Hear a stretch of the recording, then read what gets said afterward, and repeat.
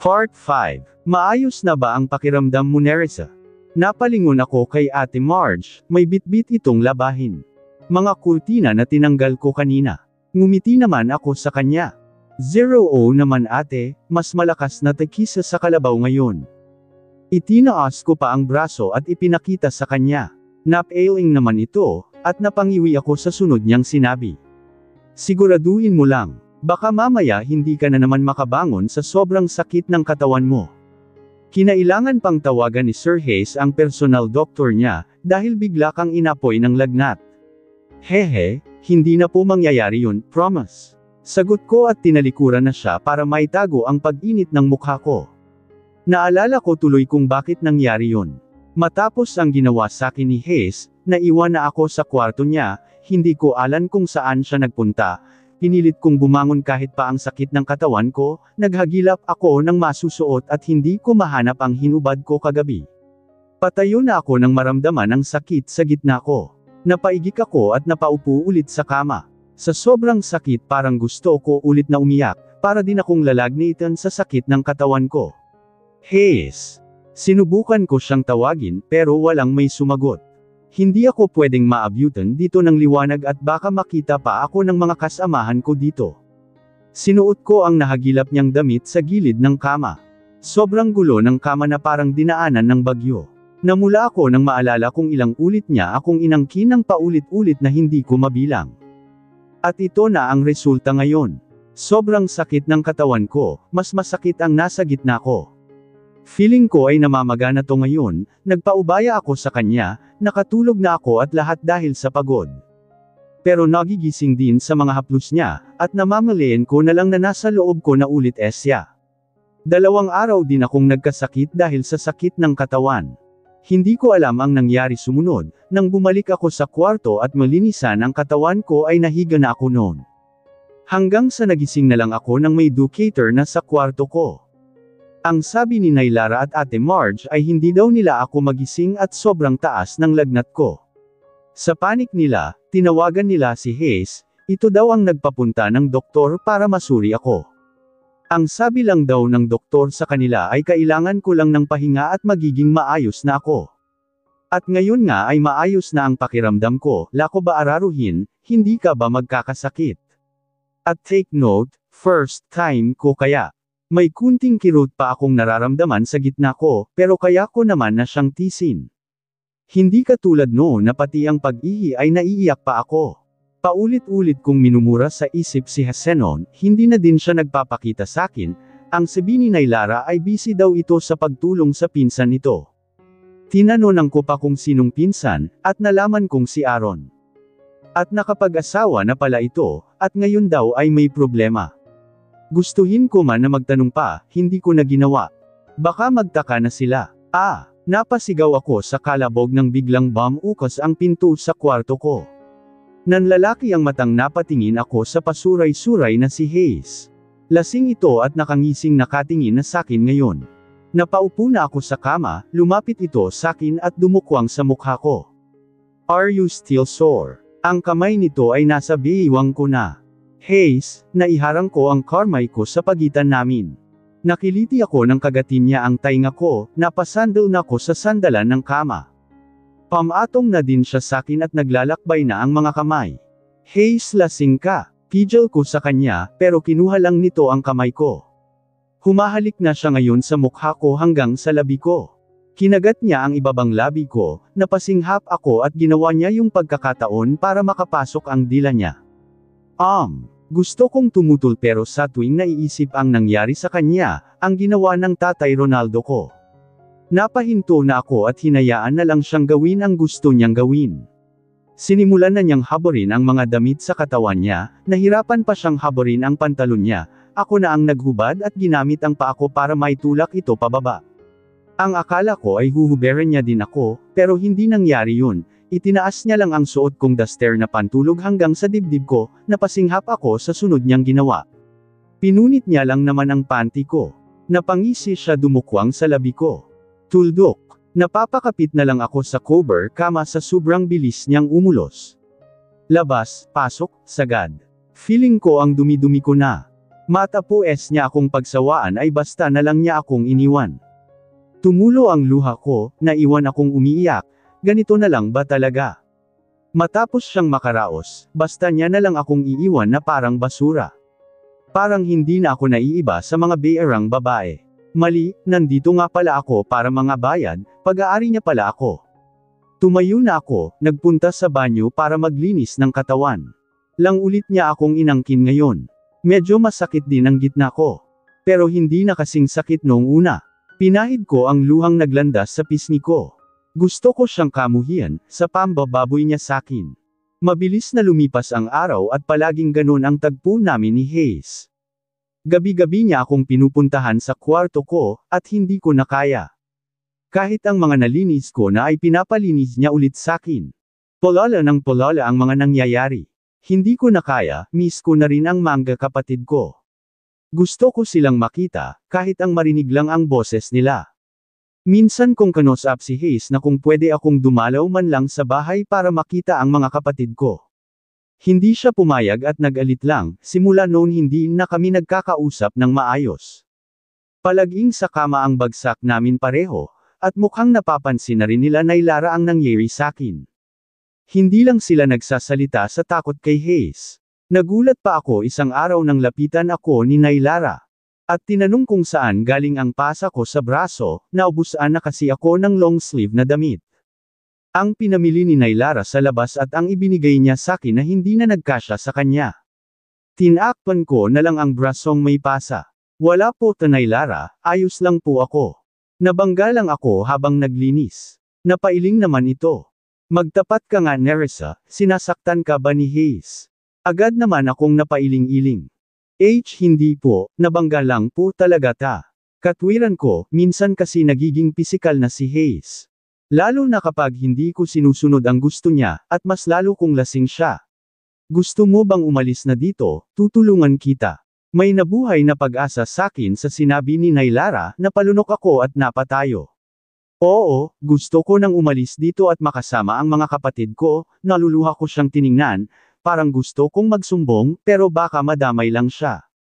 Umiling ako sa kanya, hindi, kung maging makasarili. Baka kung anong gawin ni Hayes sa kanya. Alam kong takot ka, pero nasasaktan ka na niya, mali na to, hindi naman siya ganyan dati eh. Simula lang talaga nang mawala ang fiancé niya, pero kung gusto mo na talagang umalis, handa akong tulungan ka. Ako rin. Napalingon kami sa nagsalita. Si Ate Marge na ngayon ay may luha na ang pisngi.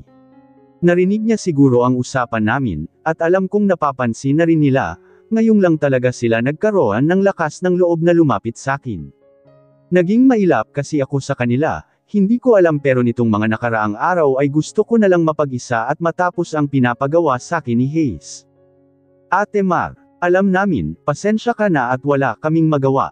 Umiiyak na lumapit ito sa amin ni Lara at yermakap sakin. Nagyakap kaming tatlo, napaiyak na rin ako, parang nagkaroon ako ng kakampi sa kanila. Gusto nila akong tulungan pero hindi na ako pumayag, ayoko silang madamay. Problema ito ng pamilya namin, at kailangan ko tong maayos. At maayos lang ito kung magpapakita na si Tatay Ronaldo. Nagulat ako nang mapagbuksan ng pinto si Hayes na akay-akay ni Draco. Draco. Nga pala, magkaibigan sila, bakit pa ba ako magtataka?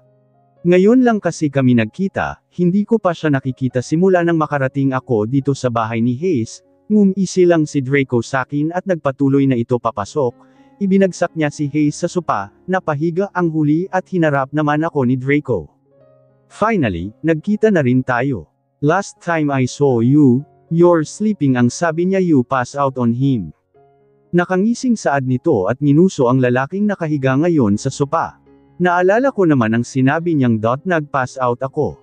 Kung ganun alam niya din na nandito ako, hindi ko na pinansin ang sinabi niya, sa mga nangyayari sakin ngayon wala na akong pakialam sa sasabihin niya. Anong nangyari dyan? Tukoy ko kay Hayes, umuungol pa ito na parang nagrereklamo.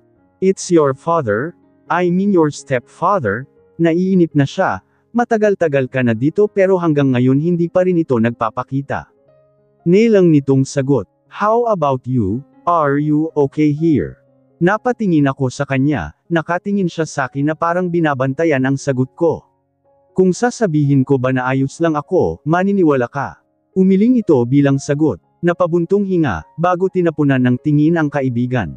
Why don't you just tell him? Bumalik ang tingin nito sa akin. May magbabago ba? Balik tanong ko sa kanya. Just try, sabihin mo lang sa kanya Risa. Sinernaan ko siya ng tingin. Nerissa ang pangalan ko, at kahit naman siguro sabihin ko sa kanya. Wala pa ring magbabago. Balik tanong ko sa kanya. Just try, sabihin mo lang sa kanya Risa. Sinernaan ko siya ng tingin. Nerissa ang pangalan ko, at kahit naman siguro sabihin ko sa kanya. Wala pa ring magbabago, masyado nang malalim ang galit niya. At ganun din ako, sinusubukan kong wag magalit sa kanya. Kasi may kasalanan din naman ako, pero sa ginagawa niya ngayon. Don't think he still deserve it. Hinihingal tugon ko sa kanya. You both deserve it. Seryoso nitong tugon. Pareho kaming napatigil nang biglang naupo si Hayes sa upuan at sapaw nito ang ulo. Nagkatinginan kami ni Draco, narinig kaya niya. Umangat ang tingin nito, napatingin lang din ako sa kanya. Nang dama po ang tingin nito sa akin ay parang apoy na bigla na lang siyang nagliyab. Mabilis itong tumayo at sinugod ako, napaatras ako sa ginawa niyang pagsakaw sa akin. Napaubo ako sa higpit ng sikal niya. Agad naman na umawat si Draco at pilit na inilalayo ang kaibigan sa akin. You, dahil sa inyo ng tatay mo nagkadalat-sletse ang buhay ko. Because of your father, my life now is miserable. Umubo-ubo ako, nahihirapan na din akong huminga. Stop it. You're gonna kill her at this rate. Sigaw ni Draco at pilit pa rin hinihila si Hayes palayo sa akin, ang ulirat kung malapit na akong iwan ay biglang bumalik nang marinig ang sinabi niya. Then die. Hindi ko na alam ang sumunod na nangyari, narinig ko na lang na may bumagsak. May kung anong ginawa si Draco para mawala ng malay si Hayes. Nakataas pa rin ang kamay nito sa ere. Napaupo ako sa sahig na hawak ang leeg ko, habol ang hininga, napatingin ako kay Draco nang lumapit ito sa akin. Hinawakan nito ang mukha ko, ang leeg kong nasaktan ay sinipat niya din. Lamandes na ang luha ko, hindi ko na to kaya, gusto ko na din na mamuhi sa kanya ngayon. Tama na ang pagtitis ko sa kanya. Wala na akong narinig sa mga sinabi ni Draco. Nakita ko na lang siyang akay ang walang malay na si Hayes. Nanginginig akong tumayo para pumunta sa kwarto ko. Mabilis kong nilock ang pinto nang makapasok ako, humiga ako at nagtalokbong ng kumot. Umiiyak. Ang sakit, ang dating taong nangako sa akin na kailanman ay hindi ako sasaktan. Gusto na akong mamatay ngayon, narinig kong may kumatok pero hindi ako sumagot, hinayaan ko lang ang taong nasa labas. Maya-maya pa ay naramdaman ko na lang na lumundo ang kama sa likuran ko, at may nagsalita. I picked the lock. It's Draco. I'm sorry about it's Hilary's birthday today and they used to celebrate it together. Sinamahan ko siyang uminom, hindi ko akalain na haantong sa ganito ang mangyayari, but you should tell him, para maliwanagan kayo pareho, not like this, pareho lang kayong nagkakasakitan. Hindi ako sumagot, narinig ko siyang bamantong hininga. Dumagdag pa si Amanda ngayon. Sumasakit ang ulo niya dahil sa deal nila ni Amanda, wala siyang ibang magawa para matulungan ang pinsan niya. Inalis ko ang kumot sa ulo ko at nilingan siya. Amanda. Tumango naman ito, napakunot noo ako. Bakit anong ginawa ni Amanda? Tuluyan na akong naupo, Amanda and Hayes have a deal. Gusto ko pa sana na magtano ng pero tumayo na ito at nagpaalam. I should go. Draco, anong ginawa ni Amanda, or is it Amelie? Napaililing ito sa tanong ko at ngumisi. If you want to know, tell who you really are. And ask him directly, sigurado naman akong sasagutin kanya. Alam mo na malabong mangyari yun. Tinalikuran ko ulit siya at nahiga, bamantong hinga ito at napasak. Just tell him, I'm sure he'll understand. It's you anyway. Hindi na ako sumagot at hinayaan siya hanggang sa marinig ko na lang ang pagbukas-sara ng pinto. Tumulo ulit ang luha ko, napakakomplikado ng sitwasyon ko ngayon, kahit sabihin ko sa kanya, wala na din naman si mama, wala rin saysay, at ayoko naguluhin pa ang pamilya nila, tapos na yon, nangyari na. At ano naman kaya ang ginawa ni Amanda na ikakasakit ng ulo ni Hayes? Zero di kaya si Amelie. Kahit ano pa ang nangyari sa nakaraan, na-miss ko din ang bruhang yun, sana lang ay nandito siya. Katulad ng dati, kami palagi ang nagdadamayan, sa tuwing may problema sa kanya-kanyang pamilya. Pumikit na ako, kailangan ko ng lakas. Nakapag-isip na rin ako, sa nangyari ngayong gabi nakapag-desisyon na akong aalis, tatakas ako, pero kailangan kong siguraduhin na wala siya, at wala siyang tauhan na pupunta kung sakali.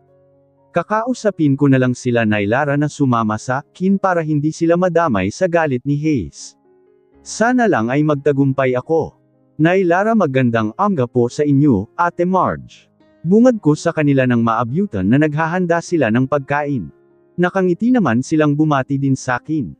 Nandyan ka na pala Nerissa, halika maupo ka na at kakain na tayo. Papatawag na sana kita kay Marge, mabuti at nandito ka na. Salamat po. Naupo na din sila at ipinagsandok pa ako ni Nailara ng pagkain sa plato ko. Napahinto ito at natuon ang mata sa braso ko, napasunod ang mata ko kung saan siya nakatingin. Mabilis na itinago ko sa ilalim ng mesa ang kamay ko. Ngumiti na lang ako kay Nailara kahit pa nagtataka ako nitong tiningnan. Napakiling ang ulo nito at ipinagpatuloy ang ginagawa. Napahinga ako ng malalim, hinaplos ang braso kong nasa ilalim ng mesa. Hindi ko namalayan na umangat ang manggas ng suot kong sweatshirt. Nagkapasa kasi ang ginawang paghawak ni Hayes kagabi. Naging marahas siya sakin, kanina ko lang din to napansin. Kain na tayo. Nakangiting paanyaya ni Ate Marge at naupo na matapos kunin ang kape niyang nakalimutan, salamat po sa pagkain. Siniglahan ko pa ang boses ko, nakatuon pa din kasi ang tingin ni Nailara sakin ngayon, nagsimula kaming kumain na si Ate Marge lang ang dumaldal samin. Pareho lang kaming nakikinig ni Nailara sa kanya. At alam niyo kung ano ang ginawa ko sa lalaking yun. Sinipa ko lang naman sa bitlog niya, ang yabang kasi. Pagkatapos niya akong iuan, ngayon babalik siya. Asa siyang tatanggapin ko pa siya no. Nagkukwento kasi siya tungkol sa ex niya, at halata ang inis sa mukha niya habang nagkukwento. Pero lumungkot din kalaunan, nagkatinginan kami ni Nailara at nagkibot balikat lang siya. Gago siya, hindi ko na siya tatanggapin, hindi na talaga. Bakit parang iiyak ka na ngayon kung hindi pa siya tatawag sa'yo? Ang sama ng tingin mo sa cellphone mo Natatawa at napapailing saad ni Nailara. Napanguso na lang si Ate Marge at isunuksak ang phone niya sa bulsa ng suot na pantalon. Ang sama mo Nay, dapat kinakampihan mo ko At saka, hindi ko naman na talaga tatanggapin pa ang gago na yon. Asa naman siya, manigas siya kakasuyo sakin no. Gusto mo lang ata magpasuyo Bara ni Nailara, nangingiti akong nakatingin lang sa kanilang dalawa na paayos ang upo ko nang magawi ang tingin ni Ate Marge sakin na masama ang tingin. Sige, pagtawanan niyo pa ako. Wala kayong atay at balumbalunan. Anas nito at tumayo, tinalikuran na kami, pareho kaming napatawa ni Nailara. Ano wala kaming atay at balumbalunan? Hindi kami mabubuhay ngayon at kasama mo kung wala kami noon. Hirit na sigaw ni Nailara. Narinig lang namin na nagdabog si Ate Marge, umiling lang si Nailara. Natatawa pa rin, kahit ako ay natatawa. Halata naman kasi na mahal niya pa. Pero siguro ay kunting suyo lang ng kung sino man ang lalaking yun. Bibigay na si Ate Marge sa kanya, baka naman kasi may rason din kung bakit ganun ang akto niya. Nerissa, halika may papasuyo sana ako sayo. Sige po Nay, sandali lang po. Iniwan ko muna ang ginagawa ko at pinuntahan si Nailara. Nagsasalansan kasi ako ng mga bagong tanggal na cover kama, at mga basahan sa kanya-kanyang washing. Hindi ko nga nakita pa si Hayes, nalaman ko na lang kanina kay Ate Marge na nagpunta daw dito sila George. May iniwan pa nga na mga bantay sa labas ng bahay, kailan kong kumuha ng magandang tiempo para makaalis dito. Ano po yun Nay? Tanong ko nang makalapit sa kanya, may itinuro itong bagay sa taas at hindi niya daw maabot. Tumingkayad ako para maabot ito, at nagtagumpay naman akong akuha ang isang box, inilapag ko ito sa center table.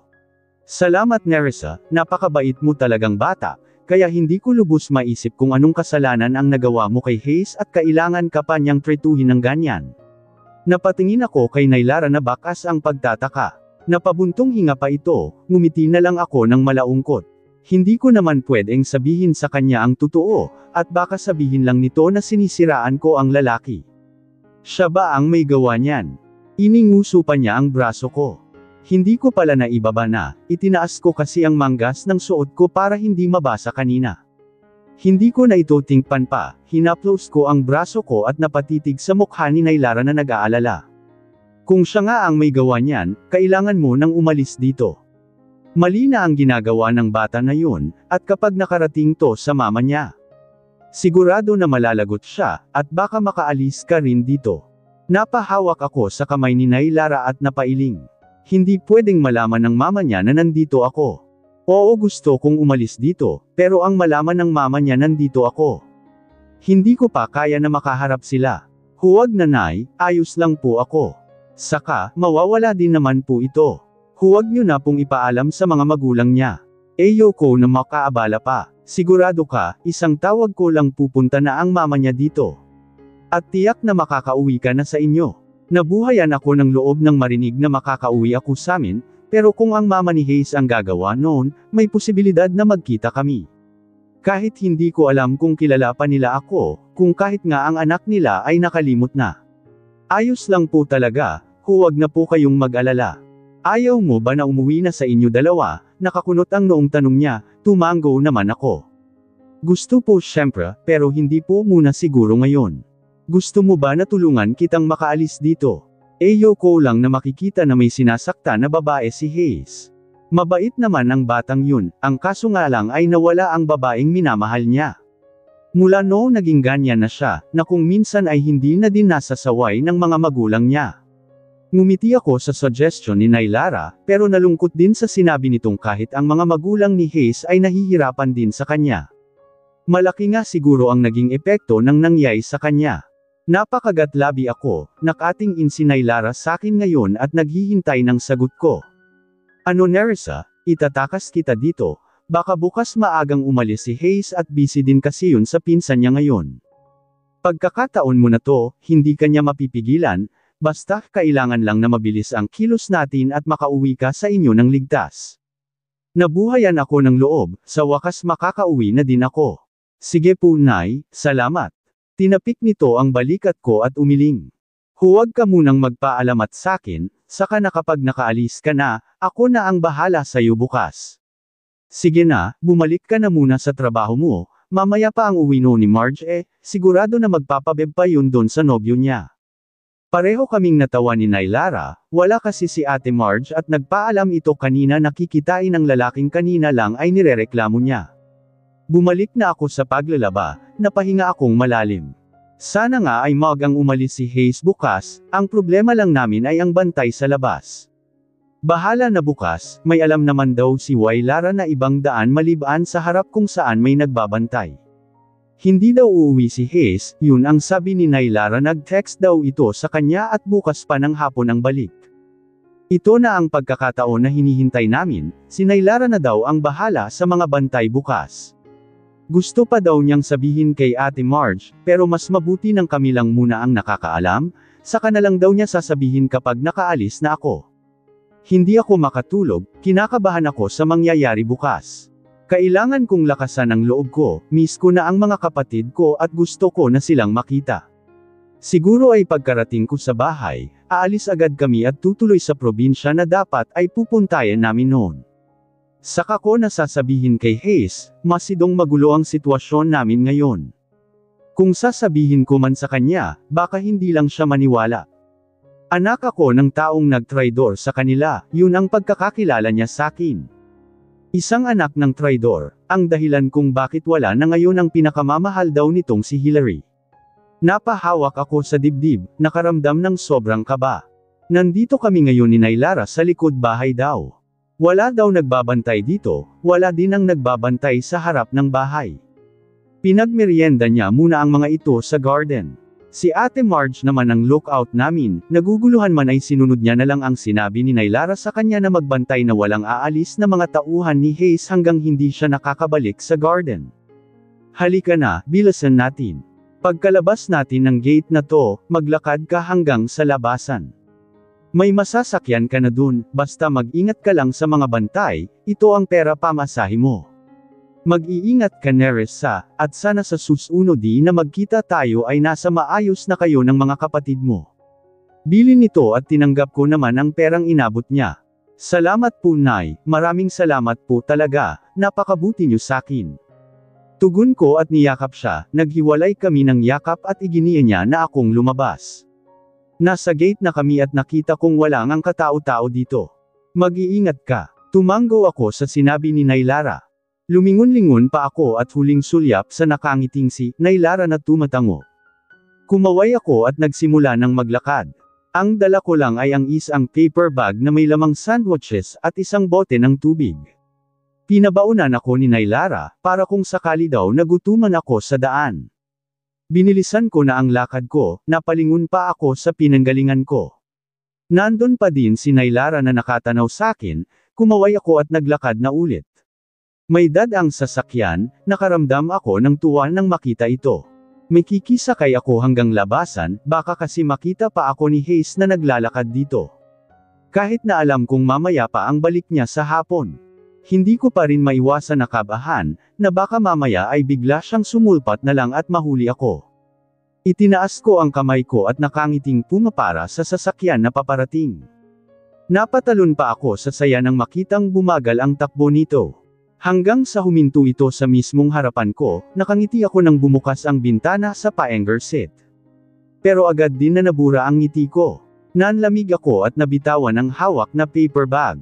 Lumikha yun ng ingay ng bermagsak sa sementadong daan, napalunok, napaatras ako hanggang sa nanghina ang mga tuhod ko at kusa akong bumagsak at napaupo sa semento. Narinig ko pa ang tawag ni Nailara sakin lumabas ang taong nasa sasakyan. Nakita ko ang sapatos nito na tumigil sa harapan ko, dahan-dahan akong napatingala sa kanya at napalunok sa bangis ng titig niya, nanggotl ang labi ko sa takot at kaba. Hayes, ngumisi lang ito bago nagsalita. Planning on escaping from me. Hayes, bitawan mo ako. Kinakalad niya ako papasok sa bahay. Nanlaki din ang mga mata nang makita ako ng mga tauhan niyang nagbabantay na kasama si Hayes at galing kami sa labas. Gayong nandito ang ako kanina at dinalhan pa sila ng merienda. Hayes, nasasaktan ako, ano ba?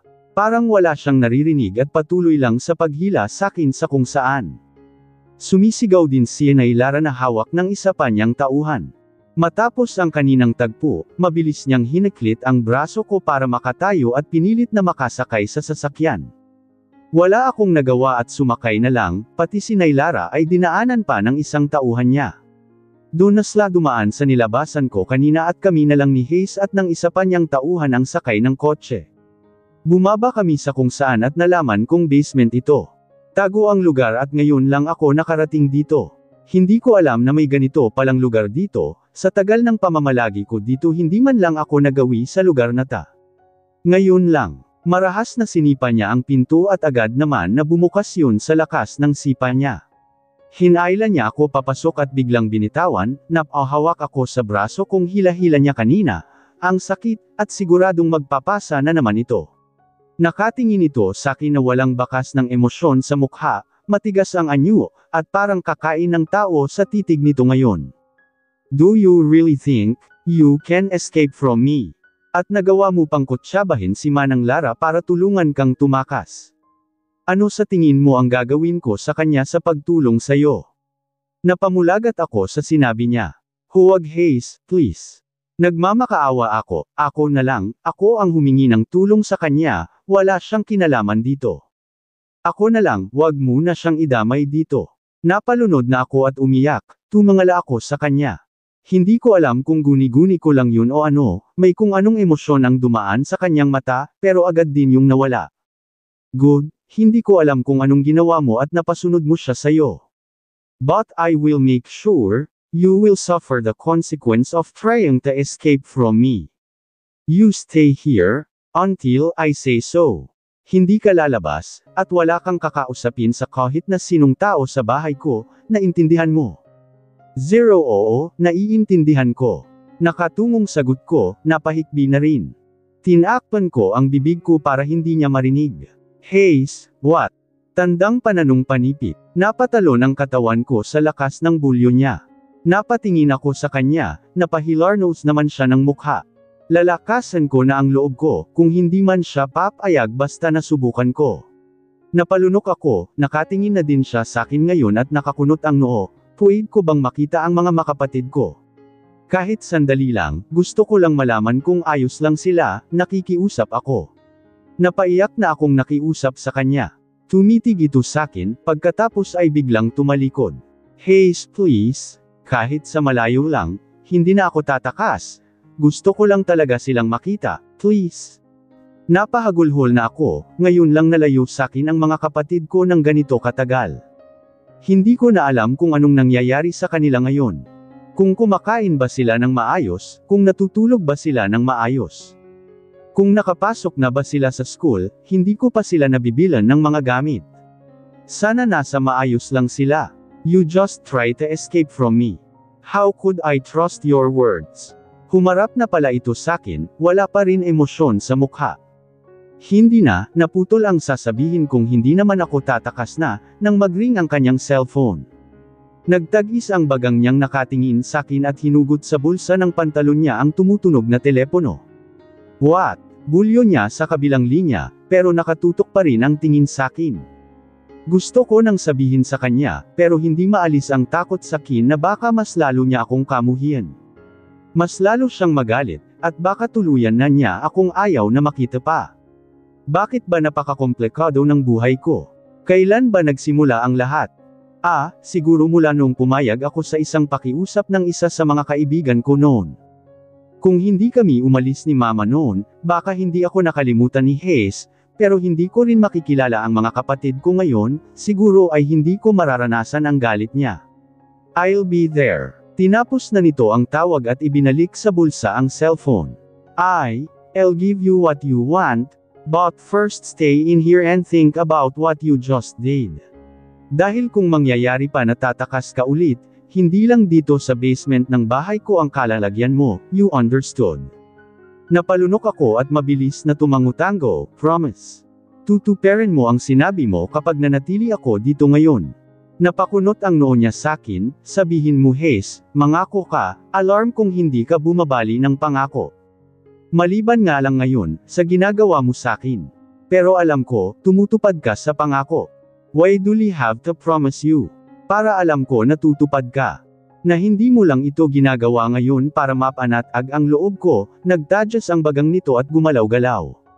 How dare you? Wala kang karapatan na sabihin sa akin yan. Tumalikod na ito, pero hindi ako sumuko. Ang Hayes na kilala ko. Hindi marunong bumali ng pangako. Pabulong lang ang pagkasabi ko, pero sapat na yun para mapahinto siya at humarap ulit sakin. Anong sabi mo? Yumuko ako at umiling. Basta mangako ka, pangako gusto ko lang talagang makita sila. Kahit sandali lang, kahit sa malayo, sapat na sakin yun. Then what's my cup? If I promise and bring you to see them in your house, what will you do for me? Napatingin ako sa mata niyang seryoso, ano nga ba ang kaya kong gawin para sa mga kapatid ko? Lahat gagawin ko, kahit papanandalian lang, basta malaman ko lang ang kalagayan nila. Gawin mo ang lahat ng gusto mo sakin, kahit ano gagawin ko. Napangisi naman siya sa sinabi ko, na parang may nasabi akong mag-anda, kumislap pang mata niya. Tumikim siya at napamulsa. Okay then, I'll promise. Elle will bring you back to your house, now happy. Else that all. Tumanggaw-tango ako at tumalikod naman siya. Napaupo na ako sa sahig, hanggang sa nakita ko na lang na nagsara ang pinto. Bigla akong napatayo ng makarinig ng tunog mula roon. Hayes, anong ginagawa mano? Locking you up, ngayon magtatanda ka na.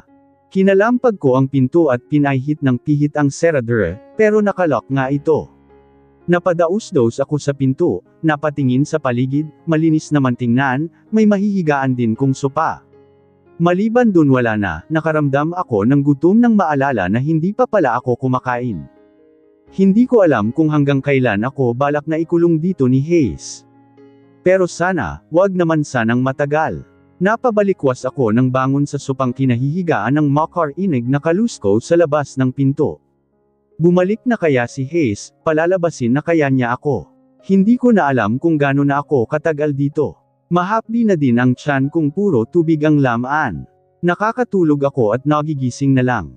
Mabuti na nga lang at may banyo ang basement na ta.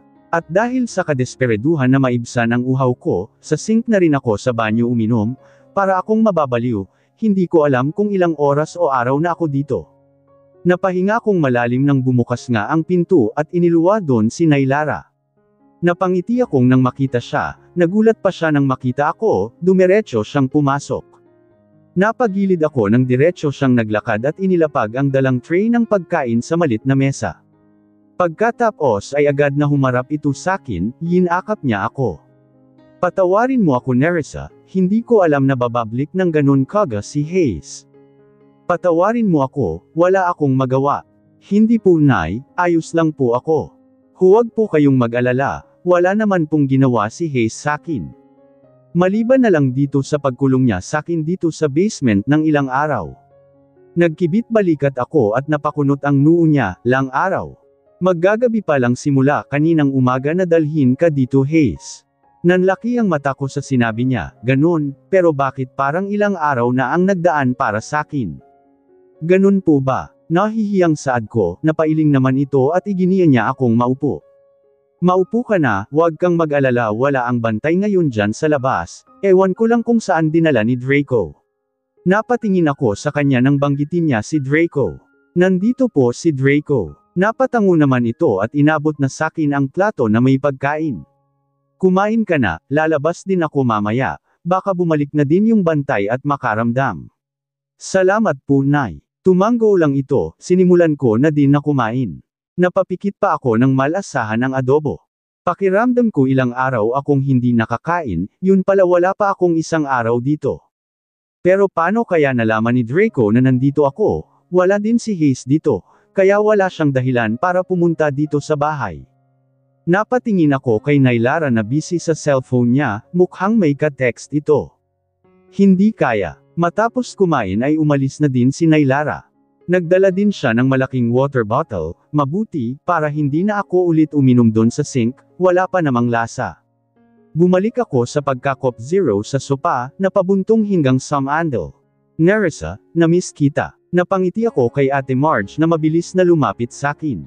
Hoy, huwag kang Marjorie, 2 araw lang naman si Nerissa doon sa basement no. At saka, kakahatid mo lang ng pagkain sa kanya kagabi.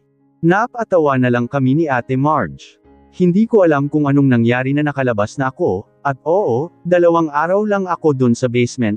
Ang alam daw ni Hayes ay hindi ako kumain o uminom man lang sa 2 araw na yun, hindi ko alam kung ano ang ginawa nila at nakakalusot sila sa bantay sa labas kung saan naroon ako, ang hinala ko si Draco, hanggang ngayon siya pa rin ang taga-ayos ng gulo ng kaibigan niya. Napatingin kami sa pinto ng kusina nang may pumasok dun, isa sa mga tauhan ni Hayes. Hindi ito si George, at mukhang malayo naman ang hitsura sa hitsura ni George na parang Maniokis. Sumama ka daw sa amin sabi ni boss, kami daw ang magdadala sayo sa bahay nyo. Natuwa ako sa narinig ko at mabilis na napating in kay Nailara nang hawakan nito ang braso ko. Pupunta po kami sa bahay, sisilipan ko lang po ang mga kapatid ko. Babalik din po ako. Pumayag si Hayes. Tanong ni Nailara, pero nakangiti rin. Tumanggo ako at nagpaalam na sa kanila. Sumunod ako sa lalaki, hanggang makasakay kami sa sasakyan. Sa likod ako naupo at nasa harap ang 2 tauhan ni Hayes. Bakit parang nakaramdam ako ng panlulumo? Siguro ay dahil nag-expect akong siya ang kasama ko ngayon. Hindi ko din siya nakita pa mula noong dinala niya ako sa basement. Nakaramdam ako ng tuwa nang makitang malapit na kami sa bahay. Pinagsiklap ko ang 2 kamay ko at napapakagat labing nakatingin sa bintana. Nang huminto ang sasakyan sa kabilang kalsada kung nasaan ang bahay, ay nagkandahaba-haba ang leeg ko. Nakasara ang gate, at parang walang tao. Sobrang tahimik, napakunot ang noo kong napatingin sa unahan kong sonoro ng 2 bantay ko. Nasaan ang pamilya ko, bakit parang wala namang tao sa bahay? Tanong kong ang tingin ay bumalik sa bahay namin. Bumalik ang tingin ko sa 2 nang walang makuhang sagot. Nagtatadyas bagang akong sinubukang buksan ang pinto. Buksan niyo to, lalabas ako, nasaan ang mga kapatid ko? Hindi ka pwedeng lumabas, yun ang bilin ni boss. At tungkol sa pamilya mo, wala kaming alam. Sinubukan ko pa rin na buksan ang pinto kinalampag ko na ito at sinipa. Biglang yumandar ang sasakyan kaya napasando ako sa upuan. Ihinto nyo to, baba ako. Miss, kung ako sayo tumigil ka na. Nagawa na namin ang utos ni boss, wala na kaming alam pa kung anong nangyari sa pamilya mo. At kung gusto mo pa makita ang mga kapatid mo, tumigil ka na sa kakawala mo kung ayaw mong mabunggo tayo.